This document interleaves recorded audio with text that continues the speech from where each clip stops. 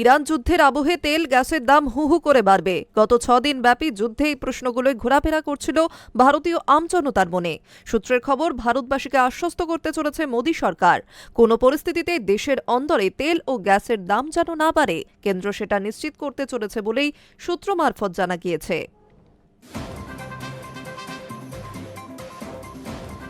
Iran যুদ্ধের আবহে তেল ও গ্যাসের দাম কি বাড়বে? গত কয়েকদিন ধরে এই প্রশ্নগুলোই ঘোরাফেরা করছিল ভারতীয় আম জনতার মনে। সূত্রের খবর, ভারতবাসীকে আশ্বস্ত করতে চলেছে মোদী সরকার। কোনো পরিস্থিতিতেই দেশের অন্দরে তেল ও গ্যাসের দাম যেন না বাড়ে, কেন্দ্র সেটা নিশ্চিত করতে চলেছে বলেই সূত্র মারফত জানা গিয়েছে। উল্লেখ্য, বৃহস্পতিবারই রাশিয়া থেকে তেল কেনার জন্য 30 দিনের ছাড়পত্র দিয়েছে আমেরিকা। কেন্দ্রের তরফ থেকে পেট্রোপণ্যের দাম বাড়া নিয়ে সরকারিভাবে কোনো ঘোষণা এখনো হয়নি।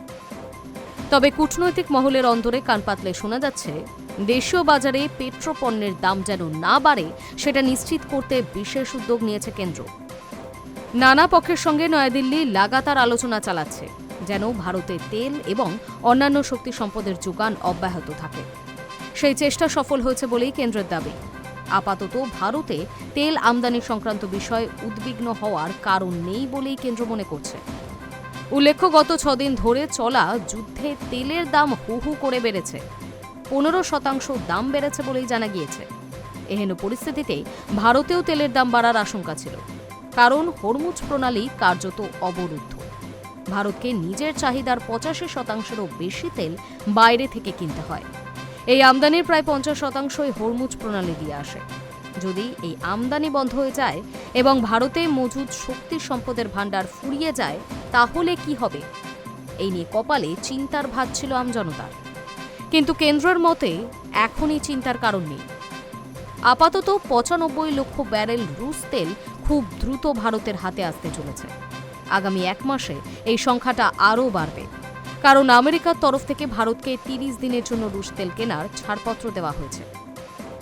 এই নির্দিষ্ট সময়ে জাহাজে থাকা রুশ তেল কিনতে পারবে ভারত। তার ফলে পেট্রোপণ্য নিয়ে দেশীয় বাজারে উদ্বেগ কমতে পারে। কেন্দ্র মনে করছে, লাগাতার কূটনৈতিক দর কষাকষির ফলেই রুশ তেল কেনার সাময়িক ছাড়পত্র মিলেছে। সেই সাফল্যে ভর করেই দেশবাসীকে আশ্বাস দিতে চলেছে মোদী সরকার। যদিও দিন দুয়েক আগেই দেশ জুড়ে বেড়েছে বাণিজ্যিক গ্যাসের দাম, কেন্দ্রের আশ্বাসের পরেও আমজনতার হেসেলে গ্যাসের দাম বাড়বে না, সেই কথা জোর দিয়ে বলা যায় কি? High news network.